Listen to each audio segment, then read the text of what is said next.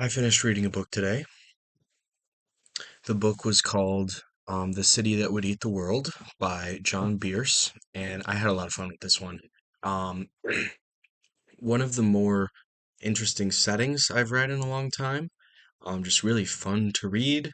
Um, so it was a fantasy novel, sort of a progression fantasy novel, if you're familiar with the term. I talked a little bit about a year ago about how I was kind of trying to get into the genre. I read like the first half of the Cradle book series and made a review of it. Um, I've kind of stopped reading that genre for a while. I didn't finish the Cradle series.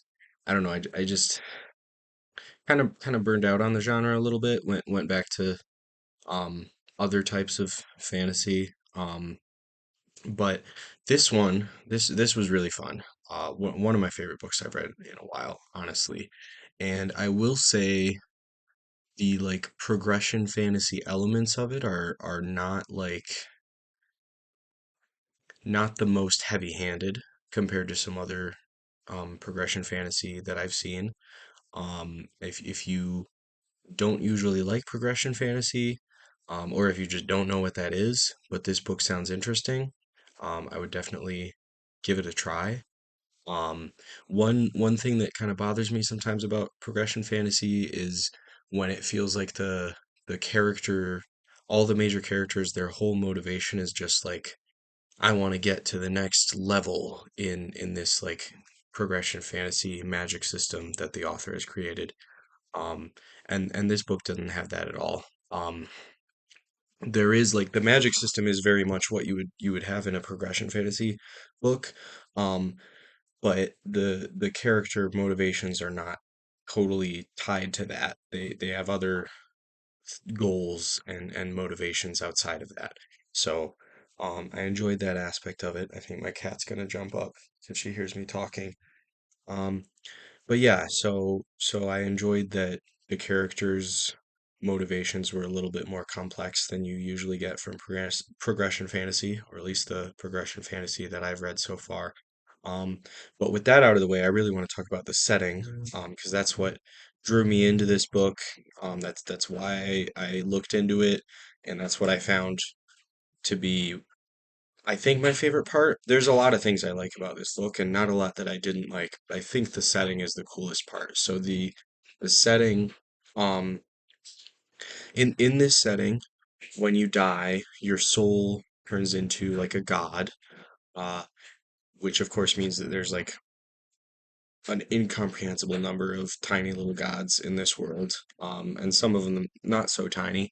But basically, people can choose to pray to these gods that arise from someone's soul when they die.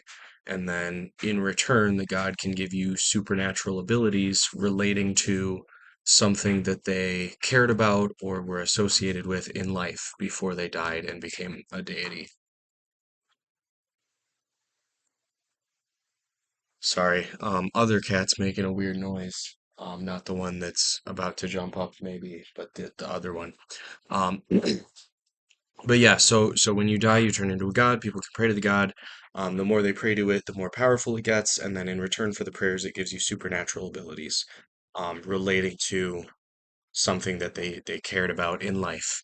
Um, and once upon a time, there was a walled city, and a guy who worked as a guard on the walls died, and he turned into a god of wall guards. Makes sense. But one of the abilities that he grants, if you pray to him, is that you will age slowly as long as you are employed as a wall guard and like physically on a wall. Uh, Obviously, aging slowly is pretty attractive, so lots of people in this town want to become a wall guard so that they can pray to the wall guard god and live longer. They live to be like, 100, even 200 years. Everybody wants that, and they'll bribe city officials to get a job as a wall guard so that they can live longer. That creates an economic incentive for the city to create more wall guard positions to give to people, but they're running out of space on the wall for guards to be, so they just expand the wall. And they expand it so much they encircle farms and smaller settlements outside of the walled city, and then eventually they expand it so much that it absorbs another city, and like links up with the walls around that city, and then this goes on for centuries. And at the time that this book takes place, the city has taken over basically a whole continent, and it has plans to expand across the entire world. Um, I almost said planet, but it's not a planet. That's just a little interesting thing about the setting. It's a moon orbiting around a gas giant. So the city is going to take over the whole moon, hence the title of the novel. So that's just a really cool setting. Our two protagonists are a wall guard and an outsider who is not from the city. And through a bizarre set of circumstances, the two of them find themselves on a quest to basically save the world. I'm not going to talk a ton about the plot. I did like the plot. It was fun. It was compelling. I enjoyed it, but um, I mainly wanted to talk about the setting in this review, and then also the characters. I did find the characters very compelling. As I said a few moments ago, their motivations were complex and interesting. Um, what else? I really liked the dialogue. It was very funny at times. Um, almost kind of riding the line between like actually very funny versus like it's like the difference between the way that Marvel movie characters talk to each other in those first couple of movies, when it was like Joss Whedon versus the later movies where it's other writers trying to be Joss Whedon and trying a little too hard. Um, you understand that difference. This is very much more on the early Marvel side of that spectrum, but it is kind of that style of humor. Um, I haven't watched a Marvel movie in a few years now. I think I'm recovering from my Marvel fatigue. If that were not the case, though, if I was still very fatigued by that style, I might have found the humor a little grating. So I will say that, but um, as I am now, though, a few years removed from the Marvel fatigue, I enjoyed the humor in this book. Um, I didn't find it grating, but I can see how another version of me would find it grating, if that makes sense. But yeah, I really liked the setting. So the magic system, the way that it kind of is a progression fantasy is that people's souls have like a certain amount of energy that they can choose to give to a god, through prayer in order to receive these supernatural abilities. But then also like the more abilities you receive, the larger your soul becomes, and then that allows you to receive more, and it also can lead to you progressing through these like levels, and become a saint, and then eventually become a divine. So that's kind of the progression fantasy element there. Um, but there's only one instance of a major character like moving up to the next level, and it's kind of it's not even something that this character was like hoping or expecting to happen within the span of this story. It needed to happen in order for them to do something. Um, but that in and of itself was not the goal. So so yeah, I really enjoyed this though. I think I'm gonna check out um a standalone novel that this author has also written.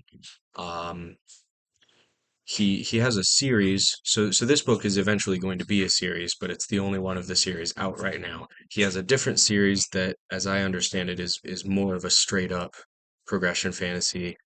I may check that out, we'll see, but as I said, that the genre can be a little hit or miss for me. And I didn't end up finishing Cradle. I kind of burnt out on Cradle, so I don't know. We'll see. But he has a standalone novel um that doesn't seem to be progression fantasy. So I'm going to check that out because I like his writing style. I like his world building style. So we're going to see how that goes. It's called The Rack, and it's a medieval fantasy novel, but it is about a pandemic, and unfortunately, it came out during the the pandemic that we all experienced a few years ago, um, that probably hurt the book a little bit. Um, but I'm far enough removed now that I think, enjoy media about pandemics again. It would have been difficult to read it a couple years ago, I think. But I'm gonna give it a go now. Um, yeah, I don't think I have a whole lot else to say about the city that would eat the world. I really enjoyed it.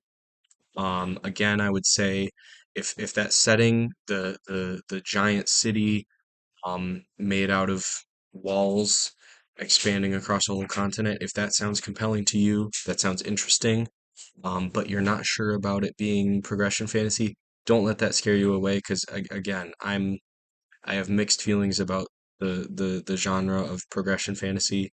Um, but I really liked this, so give it a go. Uh, yeah, I think that's it. Sorry, two more things. That's two.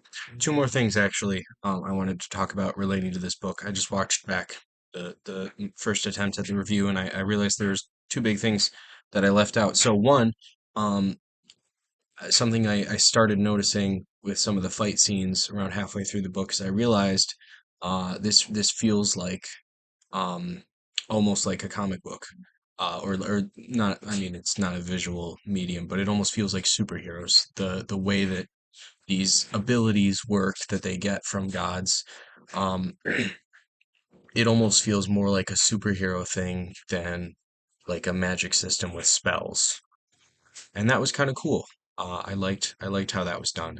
And the other thing is that I really liked the so the whole thing with the wall expanding forever, in order to, like, people want to work on the wall so they can live longer, and they're willing to pay bribes to do it, which means there's a financial incentive for the city to expand so that more people can pay bribes to work on the wall. Excuse me, sorry. Um, that was it was really interesting, how that was done because it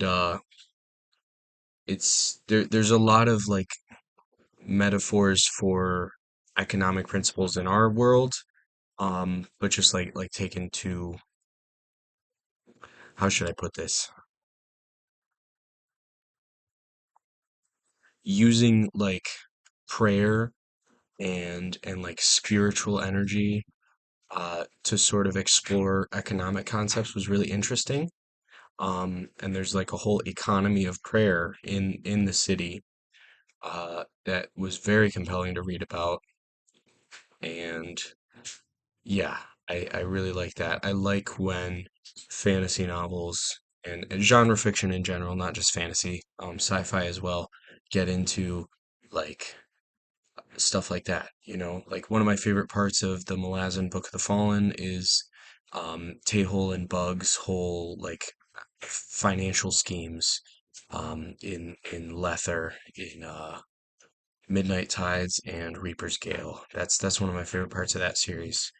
Um, and this was there's times where this was reminiscent of that for me. So I wanted to note that as well because I like seeing that in fantasy. It's fun to read about. Um, yeah, I think that's it now. Just those two things I wanted to add.